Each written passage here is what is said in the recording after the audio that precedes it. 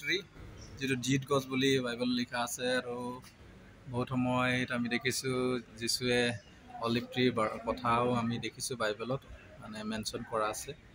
আৰু এইটো সুন্দৰ অলিভ ট্ৰী প্ৰথমবাৰ মই দেখিবলৈ পাইছোঁ অলিভ ট্ৰী এনেকৈ থাকে অৰ্থাৎ জিত গছ এনেকৈ থাকে তাকে ইমান ধুনীয়া পাত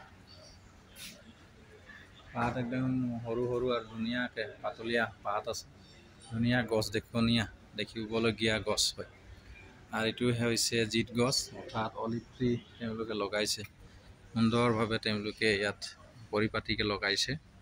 আৰু ওচৰতে এটা ষ্টেডিয়াম সৰু সুৰা ষ্টেডিয়াম আছে য'ত নেকি ইয়াত মানুহে ফাংচন চাবলৈ পায় আৰু তেওঁলোকে বিভিন্ন কাৰ্যসূচী কৰে আৰু মোৰ পিছফালে দেখিছে এইটো তাতে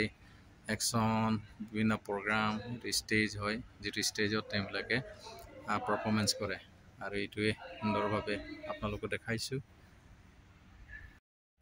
আৰু এয়া আমি এটা জেগাত আছোঁ হায়দৰাবাদ তেলেংগানা আৰু ইয়াতে আমি দেখিছোঁ ইমান সৌন্দৰ্যপূৰ্ণ ডেকৰেশ্যনছ গছ গছনিৰে ভৰা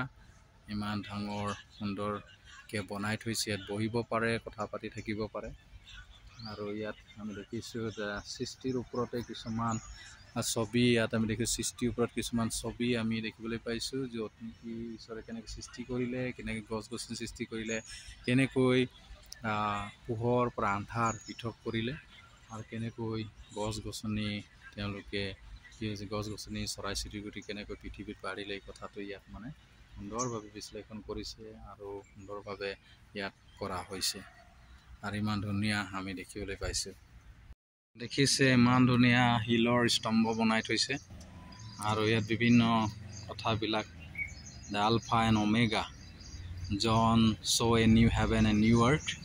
আৰু সেই দৃশ্য ইয়াত দেখাব বিচাৰিছে যে জোহন এটা পদ্মদ্বীপত আছিলে দৰ্শন পাইছিলে সেইটো সময়ত নতুন সৰগ নতুন পৃথিৱী যে হ'বলগীয়া আছে ফিউচাৰত সেই কথাটো জনাইছিলে আৰু ইয়াত আমি দেখিছোঁ and God said let there be light so' যেতিয়া ঈশ্বৰে পৃথিৱী সৃষ্টি কৰিলে সেইটো সময়ত আমি জানো পৃথিৱী নিৰ্মাণ কৰাৰ পাছত পোহৰ হওক বুলি ক'লে তাতে পোহৰ হ'ল আৰু ইট ৱাজ চ' বিউটিফুল আৰু ঈশ্বৰে আন্ধাৰ আৰু পোহৰ পৃথক কৰিলে এ ডে কামিং চুনছ day and night they never stop saying holy holy holy is the Lord God Almighty who was and is then is to come এই কথাটো লিখা আছে I am the light of the world ইয়াত ধুনীয়া explanation কৰিছে I am the light of the world Jesus কৈছে যে মই পৃথিৱীৰ বা জগতৰ পোহৰ হয় আৰু এই কথাটো ইয়াত প্ৰকাশ কৰিছে আৰু ইয়াত আমি দেখিছোঁ ইয়াত a second day and God said let there be an expanse between the water and separate water from water আৰু মাটি আৰু পানী দুভাগ কৰিলে আৰু মাটি ভাগ আছে আৰু পানী ভাগ আছে এই গতিকে আমি ইয়াত দৰ্শাইছে যে মাটি আৰু পানী দুই ভাগ কৰা এই চিহ্নটো আমি দেখিবলৈ পাইছোঁ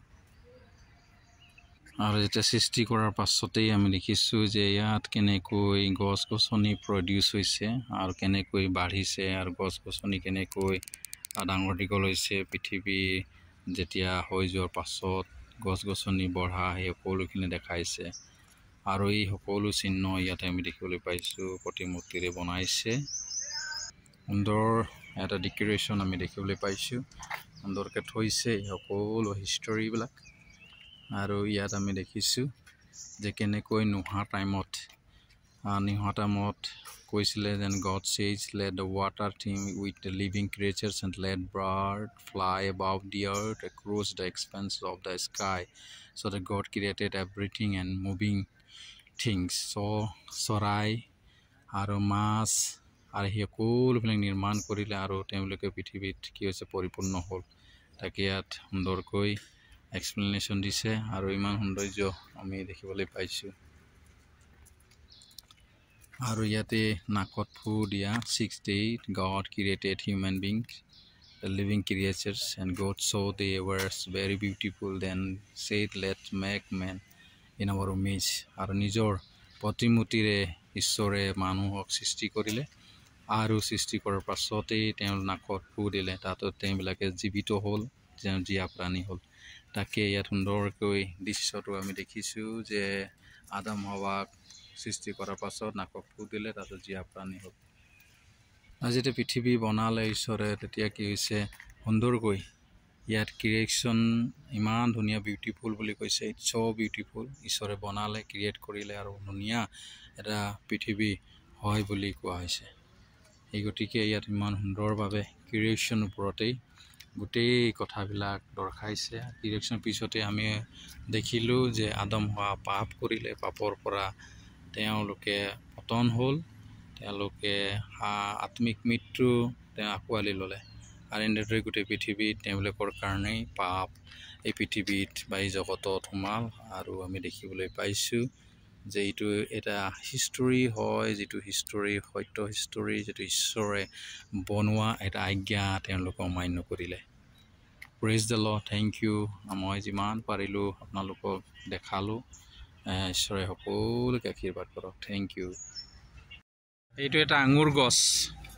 গ্ৰেপছ গছ হয়। আৰু প্ৰথমবাৰ কাৰণে মই চাইছোঁ এইটো ইয়াত আঙুৰ গছ এনেকৈ লগাইছে, চাং দি বনাইছে। আৰু যেতিয়া ফল ধৰিব ধুনীয়াকৈ ফল ধৰে। চাব পাৰে আঙুৰ গছ ইমান ধুনীয়া ফুলেৰে পৰিপূৰ্ণ এটা বাগিচা বুলি ক'ব পাৰি। আৰু এই বাগিচাটো হৈছে আদম হাৱা যেতিয়া আছিলে এডেনবাৰীত, আৰু তেওঁলোকে কেনেকৈ পাপ কৰিলে তাকে দুটা ফল আৰু এটা প্ৰতিমূৰ্তি বনাইছে। আদম হাৱা ফল খোৱাৰ কাৰণে তেওঁ অনুতাপ কৰিছে, আৰু তেওঁ সেইকাৰণে অনুতাপ কৰা, খোৱাৰ পাছত অনুতাপ কৰা এটা চিহ্ন ইয়াত দেখিবলৈ পাইছোঁ। সেইকাৰণে ফলটো অকণমান খোৱা হেৰি আছে প্ৰতিমূৰ্তি। গতিকে তেওঁলোকে কেনেকৈ পাপ কৰিলে, সেইকাৰণে তেওঁলোকৰ চকু কেনেকৈ মুকলি হ'ল, সেই কথাটো ইয়াত প্ৰকাশ কৰিছে। সেইকাৰণে আমি ইয়াত আহিছোঁ, চাইছোঁ, ইমান ধুনীয়া সৌন্দৰ্য। আৰু আদম হাৱাক কোৱা হৈছিলে যে বাৰীৰ মাজত থকা ফল তোমালোকে নাখাবা, নুচুবা, যিদিনা খাবা সেইদিনা তোমালোকে মৰি যাবা। আৰু যিদিনাই আদম হাৱা সেই ফল খালে সেইদিনাৰ পৰাই তেওঁৰ আত্মিক মৃত্যু হ'ল, তেওঁলোকৰ চকুবিলাক মুকলি হ'ল, তেওঁলোক গম পালে, তেওঁলোক গম পালে যে তেওঁলোক পাপত আছে। আৰু সেই চিহ্নটো ইয়াত দেখাব বিচাৰিছে। সৌন্দৰ্য সুন্দৰকৈ তেওঁলোকে ৰাখিছে আৰু ধুনীয়াকৈ ডেক'ৰেশ্যন কৰি থৈছে। আৰু সেইকাৰণে তেওঁলোকে then the eyes of them were open, Genesis chapter 3 verse 7 এইটোতে লিখা আছিলে। আৰু এইটো আমি দেখিবলৈ পাইছোঁ।